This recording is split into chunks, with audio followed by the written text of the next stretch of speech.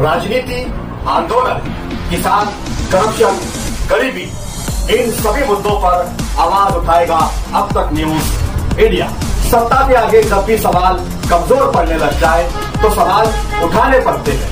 बोल के लफ्ज आजाद है तेरे, बोल के सच जिंदा है अब तक। अशरफी ग्रुप के सभी जिम्मेदारान पवे नंबर 57 के टंडन नगर के तभी तो हम लोग शुक्रिया अदा करते हैं। चारों उम्मीदवार आप लोग ने हमको बुलाया, हमारा हौसला बढ़ाया। हम लोग भी आप लोगों से एक वादा करते हैं कि अल्लाह के फजल करम से आप लोग हमको वोट दीजिए। चारों जो निशान है वो साइकिल का है। बात चल रही इधर उधर, कुछ लोगों को है ना डिसमुर करने की कोशिश में है। यार यहाँ तो आसिफ साहब के उम्मीदवार ही नहीं है, ऐसा नहीं है। जमील सेठ जो है वो आसिफ साहब के उम्मीदवार है, मैं हुसैन अंसारी, मैं आसिफ साहब के उम्मीदवार है। अभी देखो पूरे शहर में जो इलेक्शन होता था हमेशा शेख रशीद साहब के खानदान और निहाल साहब के खानदान में होता था। बड़ी चर्चा है अभी यार ऐसा क्या हो गया कि दोनों खानदान के लोग मिलकर एक फ्रंट बना लिए। सोचिए अपन ऐसा क्यों हुआ।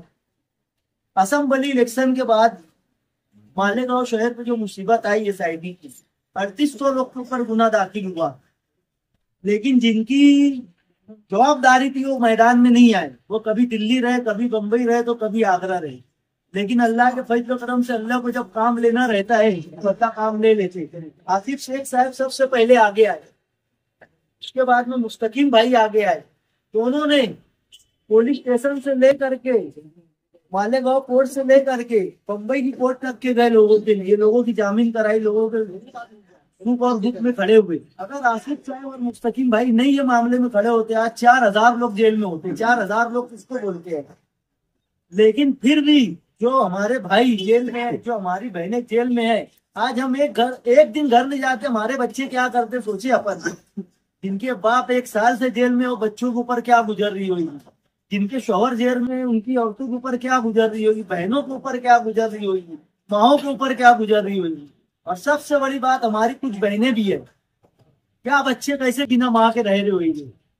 पूरा जिंदगी का 70% जो है घर का निजाम औरतें संभालती है।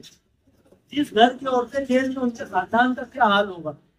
लेकिन जिनकी जवाबदारी थी उन्होंने निभाया नहीं। फिर जरूरत महसूस हुई, दोनों पार्टी के जिम्मेदार बैठे कि यार तुम्हारा भी मकसद एक है और हमारा भी मकसद एक है, तो अलग अलग लड़ाई क्यों लड़ना। एक फ्रंट बनाए और एक साथ आ गए।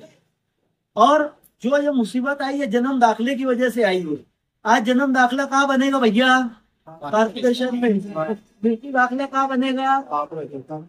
तो हमारी ये गुजारिश है कि आप लोग पूरे मालेगांव शहर में, हम मालेगांव के लोग, हमारी पूरी रिश्तेदारी मालेगांव में है, आप ये मत देखो कि उम्मीदवार कौन है।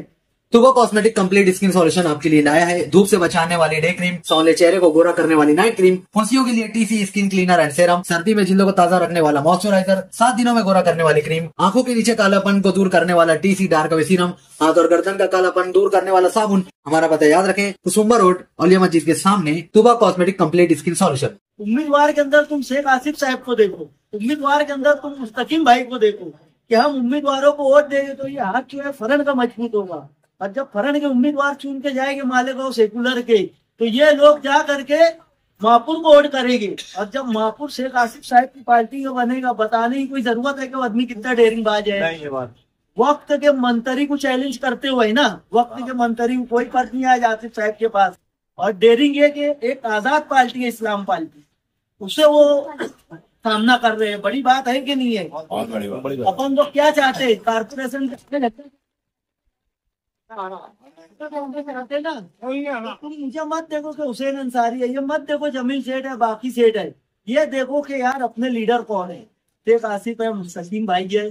और कहीं ना कहीं तुम देखेंगे बाकी भाई की तो बोलने की जरूरत है नहीं, बाकी भाई क्या है पूरा वार्ड जानता। जमील भाई जो है, कुछ मुझे यहाँ जितने लोग बैठे बताने की कोई जरूरत नहीं है, सब जानते हैं। मैं 57 में रहता, मैंने कितना काम किया, क्या किया, कुछ बताने की जरूरत नहीं है।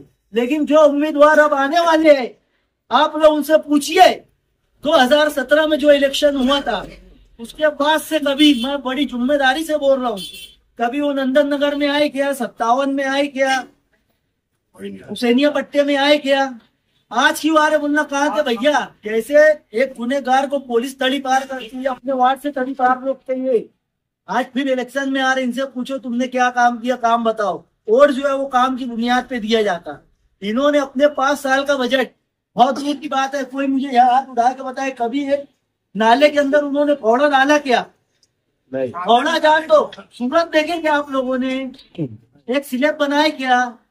तो इलेक्शन जो है भेदभाव पे नहीं होना चाहिए, काम की बुनियाद पे होना चाहिए। हम लोग काम करने वाले लोग हैं, हमारे लीडरान जो है वो काम करने वाले लोग हैं।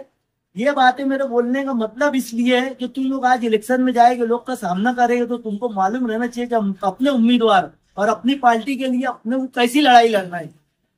इसके लिए मैं ये 2 बात बोला हूँ।